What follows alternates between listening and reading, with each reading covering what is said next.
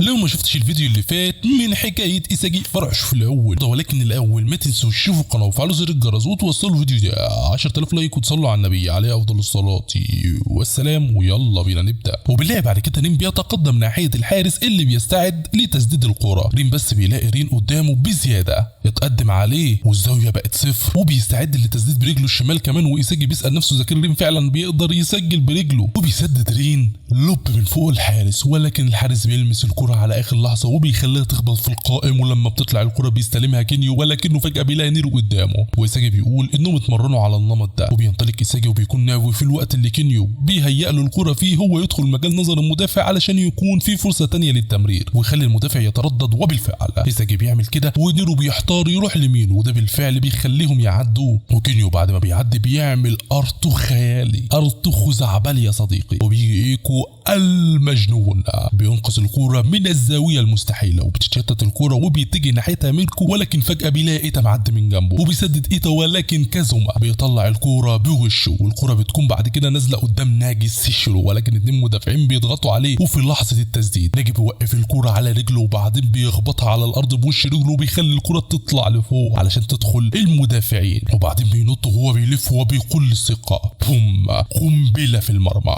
وبيسجل هدف التعادل. في اللحظة دي بيكون لاعبين اليابان وبلو لوك وإدارة الفريق والجماهير كلهم مصدومين، وبيقف ناجي بعد كده بيلاقي كل الناس فاتحين بقهم وبعدها صرخات تشجيعهم بتهز الملعب، وبيلاقي المعلقين في قمة الحماس ومبهورين بهدف ناجي. وبكده بيتعادل فريق بلو لوك في النتيجة مع منتخب اليابان تحت سن ال20 بفضل الانفجار العبقري ناجي. والمعلق بيستغرب وبيقول انه ما كانش بيسمع عن ناجي ده خالص، وكلهم وبيلاقوا الاجواء في الملعب بقت غريبة لان الجماهير انقسمت لنصين، في منهم اللي فرح جدا واللي واقف حيران ومنبهر من اللي حصل، والمعلق بيسأل نفسه اذا كان فعلا بعد كل ده مشروع بلو لوك ناجح حاليا وبقى صعب جدا يعرفوا مين الطرف المسيطر في المباراة. وبيتحمس ناجي جدا وبيرفع ايده لفوق، ولكنه بيحس بالاحراج وبيجي إيساجي وتشيجري يحتفلوا وناجي فجأة تشيجري بيدي ناجي بوكس في وشه وبيقع على الارض، وإيساجي بيقول انهم هيقدروا يعملوها ويوصلوا للعالم وكل لعيبه بلو لوك بيفرحوا، وإيتا بيكون زعلان لانه ما قدرش يكون هو البطل. وباتشيرا بيقول ان هي دي البدايه بس، وانري بتفرح وبتقول لايجو انهم اخيرا قدروا يعملوها، وبعدين بتقول لايجو ان استراتيجيتهم الهجوميه نجحت فجاه، وده بيوديهم لسؤال تاني هو ان طالما الاستراتيجيه نجحت ليه واجهوا مصاعب كتير في الاول. فبيقول لها ايجو ما تفكريش في الاهداف، وان لو قدروا مهاجمينهم يخلقوا موقف بحيث تكون في فرص تسجيل الاهداف متساويه فمن المتوقع ان اليد العليا تقول لفريق بلو لا. فبتساله انري اذا كان يقصد ان الهجمه اللي فاتت كانت حاسمه، وهو بيقول لها ايوه ان ارتجال رين كان اصل الهدف ده. وبيقول كمان ان قال لها ان لاعبينهم اقوياء وكل التدريبات اللي عملوها في بلو لوك لحد دلوقتي كان هدفها تقويه جانب الارتجال. فبتقول له انري انه بيتكلم دايما عن فكره التناغم اللي كان بيقول عليها، وايجو بيقول لها ايوه وانها شكل من اشكال الارتجال، وكل ما بتقرب الشخص ناحيه الهدف نادرا جدا من ان الامور تمشي زي ما هو مخطط ليها، وكل ما يعرض عليهم من حقائق ومن دلائل حتى لو كانت مثبته الا انها في الواقع ليست الا نظريه مجرده. وعلى سبيل المثال وليس الحصر لما بتصير الاستراتيجيه زي ما تخطط ليها هيبدا اغلب المجموعه بالذعر، ومنهم اللي هيتقبل الفشل ويتراجع، ومنهم اللي هيراجع نهجه اللي كان بيتبعه لحد دلوقتي، ودي هي عقليه الخاسر على عكس الفايز اللي بيشوف في الموضوع تحدي لازم يفوز فيه. وبعدين ايجو بيسال انري اذا كانت بتشوف رف الهدف من المباراه دي، فبتقول له ان الهدف اكيد هو الفوز، فبيقول لها عندك حق، واذا كانوا يقدروا يدخلوا المباراه بالعقليه دي بسرعه او لا فهيكون ده شيء مهم جدا، وان حتى لو خطتهم ما نجحتش او الطريق اللي سلكوه ما كانش مثالي فطالما انهم ما غفلوش عن هدفهم فالتغييرات اللي هيشقوا بيها طريقهم بتبقى مجرد تحدي تاني. فبتقول انري ان كده هي دي العقليه الاساسيه للارتجال. فبيقول لها ايجو انها اكيد فهمت اكتر، وان بلو لوك مش عايز شخص متواضع مستني الاوامر، بل ان اللي عايزه بلو لوك هو اناني يقدر يكتشف التحدي بتاعه في الملعب. ورين كان اول واحد يتحرك ناحيه التحدي اسرع من اي شخص تاني واستجاب لايساجي فورا، وده بيخليه عارف ان ايساجي هو بالفعل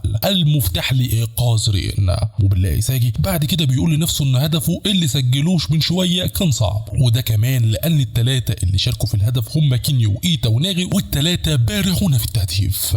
ولكن بيقول ان اللي حصل ده كان بسبب انهيار تشكيله الخصم، وده خلق ليهم فرصه يستخدموا فيها اسلحتهم الخاصه وكانهم في تمرين، واللي مهد الطريق للهدف ده كان هو رين. ولما اتكلم معاه رين بهدف اليابان ايساجي ما كانش فاهم هو بيفكر في ايه، ولكن بفضل كلامه قدر ايساجي يركز على التناغم اللي بينهم بينهم. ده غير ان الكلام منحه تحدي جديد، وايساجي بيروح لرين وبيقول له انه شيء مؤسف انه ما سجلش ولكنه لعب كويس والمره الجايه هيسجل اكيد. فبيقول له رين يقعد ساكت وان مفيش جدوى منه كمهاجم طالما ما سجلش. فبيقول له ايساجي ان برضه سجل الهدف بسببه، بس رين بيقول له ان ده مش مهم وان هو كمان كان بيحاول يسجل بنفسه لما كان جنبه في الملعب وبعدين انفصل عنه علشان يدور على فرصه للتسجيل. فبيساله ايساجي اذا كان ده شيء سيء، ولكن رين بيقول له بالعكس ان ده شيء رائع لان هما الاثنين بيستخدموا بعض لتحقيق اهدافهم وان العلاقه التكافليه اللي بينهم دي فعلا الافضل والامثل ليهم. وايساجي بيقول ان فهم وانه فعلا تقارب المسافه بينهم هو اللي بيهلي التحركات دي غير المتوقعه، وبكده بيكون ايساجي ورين بيشكلوا التهديد الاكبر للخصم. وبيقول ايساجي ان مفيش داعي للعب بشكل رائع وانه هيقاتل علشان اهدافه بس. وفي الاجواء الحماسيه دي بيكون فاضل 15 دقيقه على نهايه الشوط الاول من المباراه، وبعدين بيكملوا المباراه وساي بيكون معاه الكوره وبيجي رين يضغط عليه وبيساله اذا كان هيجي يسلم عليه بعد مرور 30 دقيقه من المباراه، وبيندهوا بالاخ القذر وبيقول ان المباراه دي ما اتعملتش لاستعراض قدرات وان هي الفرصه اللي هتخليه يتجاوزه، بس ساي مش بيرد عليه وبيحاول يعدي ولكن رين بيقف قدامه وبيضغط عليه وبيلتحموا مع بعض. الالتحام شديد وبيجي لاعب من اليابان وبيطلب الكره من ساي وايساجي بيقول لرين انه هيدعمه، ولكن رين بيبعد ايساجي لان هي دي مواجهه الاخوه.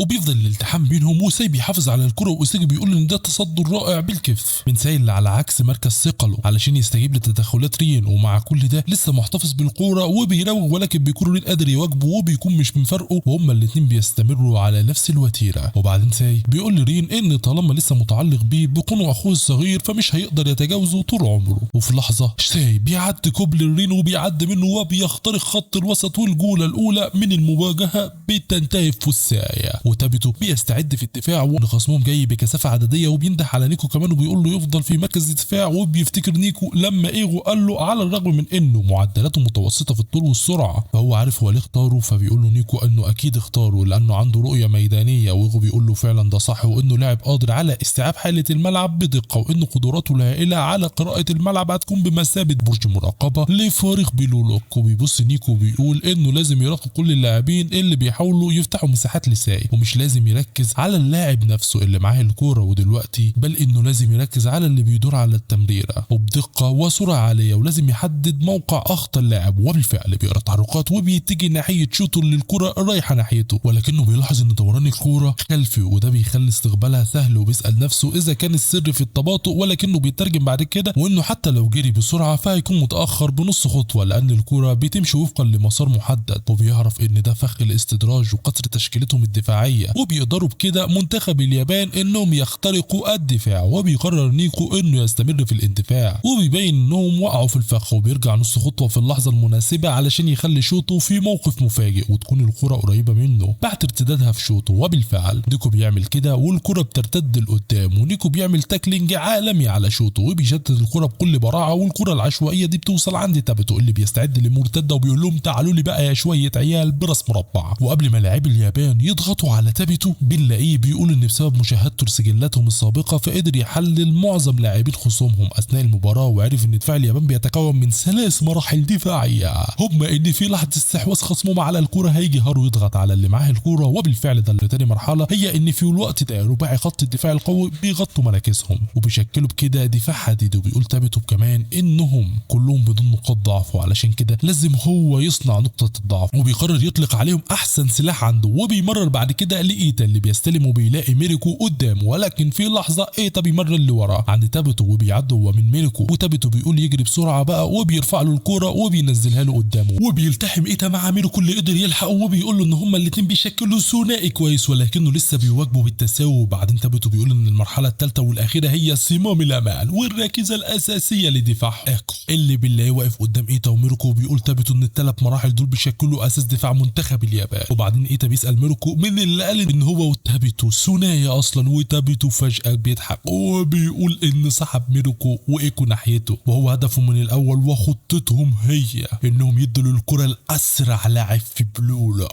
بيمررها في اقصى اليمين عند تشيجري اسرع لاعب في بلو لوك، وبيشجعوا ايتا ويتابتو، وبياخد تشيجري الكرة وبينطلق باقصى سرعه، وبيلاقي ان ايكو بيتجه ناحيته بسرعه وقرا تحركاته، وبيقول تشيجري ان ايكو استجاب لتحركاته بسرعه، وده المتوقع من القائد وقلب دفاع ايكو. وبيقول تشيجري لايكو اللي هيحصلني كسرني يا باشا. وفي اللحظه اللي ايكو بيكون بيتجه ناحيته فيها تشيجري واخدها سلكه ومش بيقف، وهي ان لما الموضوع يتعلق بالتحركات العامه حوالين الملعب، ولكن ده مش هيكون على الجنب الايمن لانه مجرد خط مستقيم للنهايه. بما انهم في الجنب الايمن دلوقتي فهو مش هيخسر ابدا لانه سرعته هيتسمع صوتها في شتى انحاء العالم. وبينطلق تشيجري بسرعه البرق، وبيقول ان اللحظه اللي بيحلم بيها موجوده هنا وفي المباراه دي. وبيخترق تشيجري الجنب اليمين باقصى سرعه علشان يخلق لنفسه مساحه تمريريه وفرصه عرضيه خطيره، وكل لاعبين بلو لوك بينطلقوا في وقت واحد ناحيه منطقه الجزاء. وبيفكر تشيجري في انه يخترق من عمق الملعب، وبيحاول يسدد او يقرب الفرصه ويضمنها اكتر، ولكنه بيلاقي ان في حد جاي يضغط عليه، فبيقرر انه يمرر عرضيه لعمق منطقه الجزاء. وفي اللحظه دي بيحاول يشوف مين عنده انسب وافضل مساحه علشان يمرر له وبيباصي. بيلاقي تابتو ورا منطقه الجزاء، وبيقول لهم انه مش هفضل طول الوقت، وبيلاقي تابتو كمان مساحته مناسبه وبيتمركز. وبالفعل في اللحظه دي تشيجري بيحيي على التمركز وبيمرر له كره عرضيه، ولكن وهنا بيظهر سايا بيجي وبيخطف الكره من قدامه، وبيستغرب تابتو وبيسال اذا كان كل ده فعلا تنبأ بيه من مكانه بكل دقه، ده غير سرعته الغبيه. وبيشتت ساي الكره ولكنها بتوصل عند المنتقم،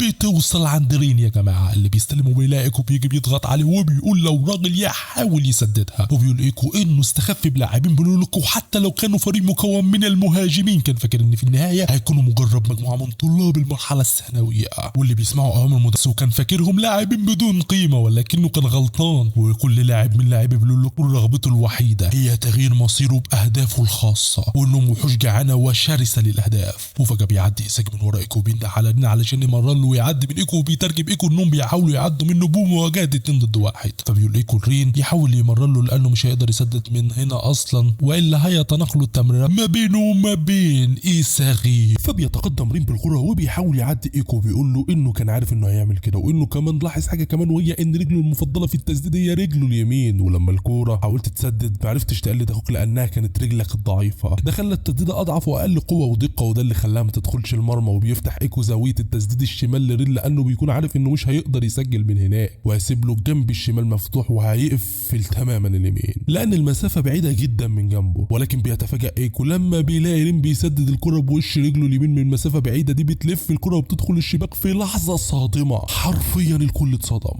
تسديده بنفس اسلوب روبرتو كارلوس، اللي عارف بقى اسم التسديده يكتب لنا تحت يا جدعان. وبتبقى النتيجه 2-1 لفريق بلو لوك. ايكو بيقول ان تقريبا كره القدم اليابانيه ضمت لصفوفهم شويه جينات جديده اخيرا، وصرخات الجماهير بتعلى وانبهار المعلقين بيزداد، واحتفال لاعبين بلو لوك وصل لاقصى حد، وبيتعدى 40 دقيقه من الشوط الاول بفضل رين. بيتقدم فريق بلو لوك في النتيجه اللي بتبقى 2-1، ومحدش ابدا كان متوقع ان ده يحصل. وايساجي بيقول على رين عبقري، وان التحرك ده كان رائع ومنع الخصم من توقع توقيت التسديده، ده غير التسديده الروعه اللي في وش رجله. وبيقول ايساجي ان هو ده معناه انه يسخر كل امكانياته لكره القدم، وبيجري ايساجي يحتفل مع رين، ولكن رين بيتفاداه وبيخليه يقع على الارض، وبعدين بيقول لهم رين ان باقي 5 دقائق على الشوط الاول، وعشان كده لازم يخلص الموضوع بالخطه بيه. وتشيجري بيجي وبيقول لايساجي انه لعب دور الطعم بشكل رائع، وبيضحك ايساجي وبيقول له ان الهدف اللي جاي هيكون من نصيبه هو. وبتشوف ايكو بيروح لزمايله وبيتاسف لهم انه ساب رين، ولكن كذا ما بيقول انه ما ينفعش يلومه، وبيروح المجنون لشوتو بيلومه وبيساله هيفضل يضيع فرصه لحد امتى، وان الامور وصلت لكده لانه ما سجلش الهدف. فبيضايق شوتو وبيزعق معاه وبيقول له يسكت، وانه ممكن يكون ما يقدرش يستحوذ على الكوره، ولكنه ما ينفعش يخلي اللوم كله عليه. فبيقول له سين الموضوع مش بيتعلق بالقاء اللوم، وانه بيتعلق بانه الشخص اللي بيصنع له فرص، وكانه بيقول له جيب هدف بس انت عيل خنزير. وبيعرفه انه كمان لو خسر المباراه فسوف ينتهي كل شيء. وهارو بيسالهم اذا كان يقدر يتقدم للهجوم شويه، فبيقول له اوتسوكي ايوه، انهم التزموا بتعادل قبل الشوط ما يخلص. فبيقول لهم ساي انهم اخيرا حاسين بالضغط وبيقول عليهم ضعفاء، وايكو بيقول لهم يعتبروا اخر دقائق الشوط دي كأن اخر دقائق المباراه، وبيستعدوا منتخب اليابان تحت سن ال20 وبيكونوا في قمه الحماس. والمعلق بيقول ان باقي 3 دقائق على الشوط الاول، وان الكل كان فاكر ان الفوز سهل لليابان، ولكن ما كانش حد يتوقع ان بلو لوك هيتقدموا في النتيجه. وبيكملوا المباراه، ايساغي بيلاحظ ان الفريق منتخب اليابان تكتلهم زاد في الهجوم، ومع وجود سيف في نص الملعب فبيترجم انهم هيندفعوا لقدام بدون توقف بتمريرات قصيره بينهم، وبيكونوا مختلفين عن الاول وبيلعبوا باستماته. وبيقدروا لاعبين اليابان انهم يخترقوا الجناح، وبتوصل الكره لنيرو. باتشيرا بيروح يضغط عليه، وفجاه بيجي ايساجي كمان يلتحم مع نيرو، وبيقول له انهم مش الوحيدين هنا اللي يقدروا قرروا يغيروا اسلوبهم الهجومي، لان لما بيكون فريق بلو لوك متقدم في النتيجه سواء في الشوط الاول او الثاني، فخلال الخمس دقائق الاخيره هيفضل اغي لوحده في الهجوم. وإيساجي بيقول لباتشيرا يتخلصوا منه، انها مواجهه 2 ضد 1، ولكن في الوقت ده بنلاقي نيرو بيمرر الكره لكينتو قبل ما يتدخل إيساجي وباتشيرا، وبيقرر كينتو انه يسدد، ولكن بيجي نيكو وبيتدخل عليه، ولكن كينتو بيقدر يسدد برضه. بس جين بيحيي نيكو لان تدخله ده ضيق من زاويه التسديد، ونيكو بيحيي جين على التصدي، ولكن بتكون الكره لسه عشوائيه في الملعب، والحكم بيدي دقيقه واحده وقت اضافي، وتابتو بيقول انهم هيتجاوزوهم. ولكن فجاه ساي بيستلم الكره وبيلاقي إيساجي وباتشيرا قدامه بيكون ناويين يعملوا كماشة عليه، ولكن بيراوغهم ساي وبيضحك عليهم وبيعدي من بينهم هما الاثنين، وبيقف إيساجي وباتشيرا مصدومين، وبيمرر كوره ملفوفه عليها لشوتو اللي في عمق الملعب، وبيقول شوتو ان مساره سيء ولكنه بيتشجع، وبيقول انه هيقدر يعملها ويكون البلاك. ولكن وفجاه رين بيشتت الكوره وبيقول لساي انه مخيب للامال، وبيساله اذا كان عايز يبقى الافضل في العالم بالتمرينه دي وانه بيحلم، ولكن فجاه الكوره بتروح لساي تاني اللي بيقول له انه اخ مزعج وبيسدد ارضه صعب جدا. وهنا بيظهر اريو وبيتصدى من الزاويه 90، وبينتهي الشوط الاول لصالح بلو لوك بنتيجه 2-1 بعد معاناه في الصمود قدام منتخب اليابان تحت سن ال20. وبيحتفل باتشيرا مع إيساجي، وبنشوف شيدو قاعد في مقاعد البدلاء هينفجر من الحماس. نكون وصلنا لنهايه فيديو النهارده، فلو عجبك ما تنساش تشترك القناه وفعل زر الجرس وتوصلوا الفيديو ده طبعا 10000 لايك عشان تعرفوا ايه اللي هيحصل في باقي القصه. ويلا بقى اشوفكم في الفيديو الجاي، انا معكم عبدو، سلام.